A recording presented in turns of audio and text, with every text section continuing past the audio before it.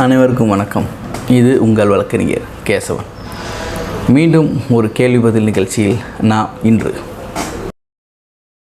Sir வணக்கம் sir. இன்றைக்கி பொதுமக்கள் மத்தியில் நிறைய சந்தேகங்கள் இருக்குங்க சார். அதாவது நிலம் சம்மந்தமான இடம் சம்மந்தமான பிரச்சனையை பொறுத்து இதில் முக்கியமான கேள்வி பார்த்தீங்கன்னா, இந்த பட்டா பத்திரம் இதில் எது சார் இம்பார்ட்டன்ட்? இப்போ நான் பட்டா மட்டும் வச்சுருக்கேன் அப்படின்னு வச்சுக்கோங்களேன். நான் பட்டா வச்சுருக்கேன், இது எனக்கு தான் இந்த ப்ராப்பர்ட்டி சொந்தம் அப்படின்னு சொல்கிறேன். இன்னொருத்தர் பத்திரம் வச்சுருக்காரு அந்த ப்ராப்பர்ட்டி பேரில். இதில் உண்மையாக சொல்லணும்னா எது முக்கியத்துவம் வாய்ந்தது, பட்டாவா பத்திரமா? அதாவது நிறையா வீடியோவில் இதுக்கு முன்னாடி நான் பதில் சொல்லியிருக்கேன். பட்டாவுக்கும் பத்திரத்துக்கும் உள்ள வித்தியாசத்தை முதல் தெரிஞ்சுக்கணும். பட்டாங்கிறது அனுபவத்திற்கான ஒரு ஆவணம். பொசிஷன், யார் பொசிஷனில் இருக்காங்களோ அதை அனுசரித்து கவர்மெண்ட் கொடுக்குற ஒரு ரெக்கார்டு பேர் பட்டா. பத்திரம்ங்கிறது உரிமை மூலம், டைட்டில் டீட். இந்த சொத்து எனக்கு மட்டும்தான் சொந்தமானதுங்கிறத நிரூபிக்கிறதுக்கான ஆவணம் பத்திரம். இந்த சொத்தை நான் அனுபவிச்சிட்ருக்கேன் அப்படிங்கிறத தெளிவு செய்வதற்கான ஆவணம் பட்டா. பட்டா ப்ளஸ் பத்திரம், இதில் ரெண்டில் எது முக்கியமான ஆவணம், எது மேலோங்கி நிற்கும் அப்படின்னா பத்திரம் தான் மேலோங்கி நிற்கும். ஒருத்தருக்கு பட்டா மட்டும்தான் இருக்குது, அந்த சொத்துக்கு பத்திரமே கிடையாது அப்படின்னா பட்டாவை ஒரு டைட்டில் டீடாக பயன்படுத்துகிற ஒரு உரிமை மூலத்திற்கு ஆவணமாக பயன்படுத்திக்கலாம். ஆனால் ஒருத்தர் சொத்துக்கு பட்டா வச்சுருக்காரு, இன்னொருத்தர் சொத்துக்கு பத்திரம் வச்சுருக்காரு அப்படின்னா ரெண்டையுமே கம்பேர் பண்ணி பார்க்கணும். ரெண்டு விஷயத்தில் கம்பேர் பண்ணிக்கணும். இப்போ ஒரு பட்டா இவர் 1950 அவங்க தாத்தா பேரில் இருக்குது, 1986 இவங்க அப்பா பேரில் இருக்குது, இன்றைக்கி இவர் பேரில் இருக்குது. செயின்லிங் படி பட்டா கரெக்டாக இருக்குது சார்.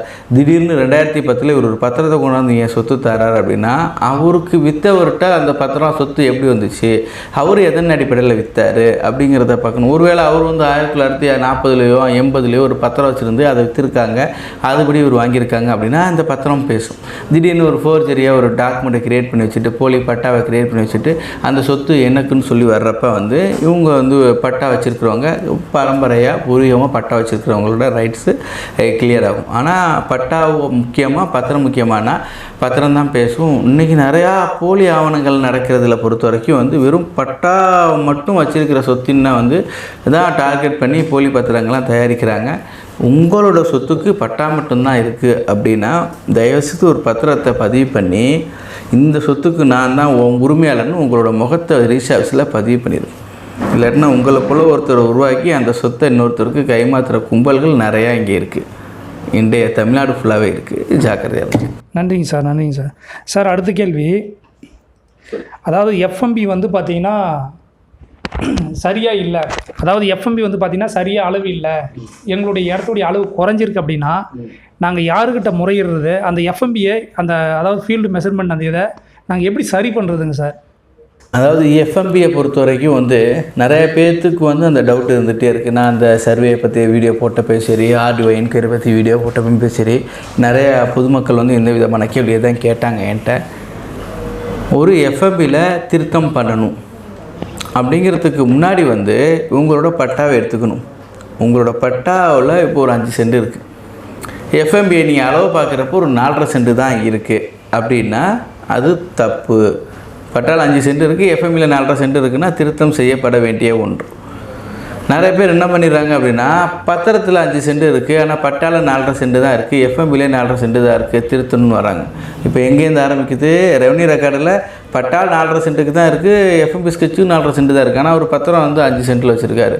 இப்போ திருத்தணும்னா பூமியில் அந்த 5 சென்ட் இருக்காங்கிறத நீங்கள் நிரூபிக்கணும்.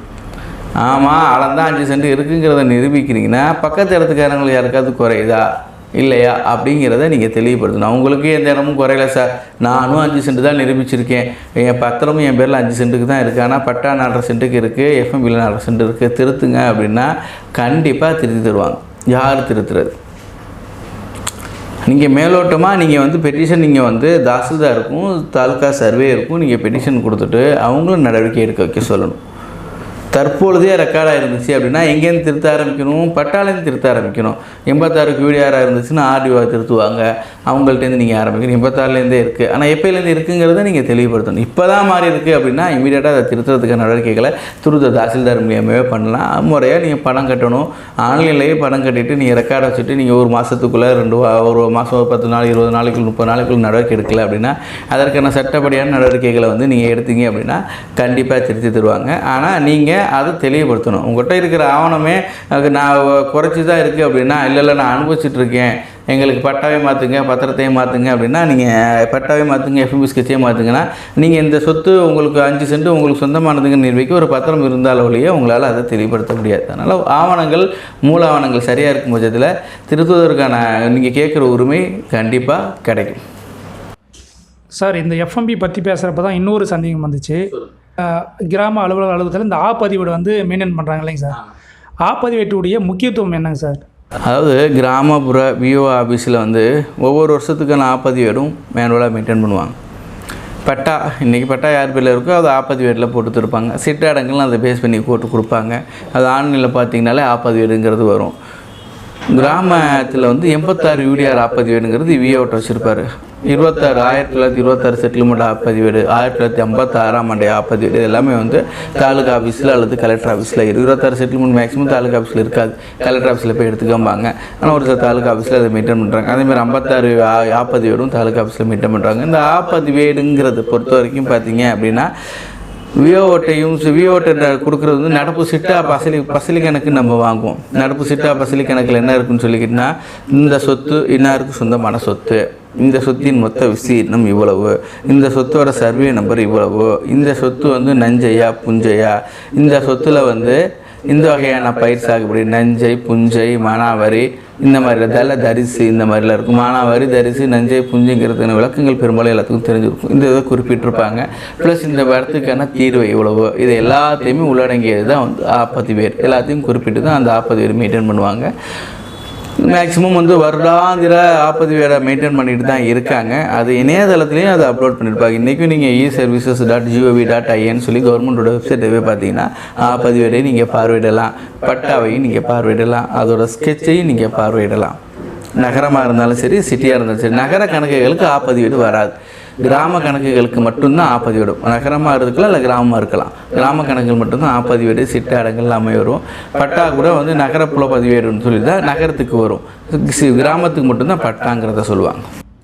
சார், சரியான விளக்கம் சார், எங்களுக்கு மிகவும் பயனுள்ளதாக இருக்கும். அடுத்த கேள்விங்க சார், உயில் மற்றும் தான செட்டில்மெண்ட் இதுக்குள்ள வித்தியாசங்கள் என்னங்க சார்?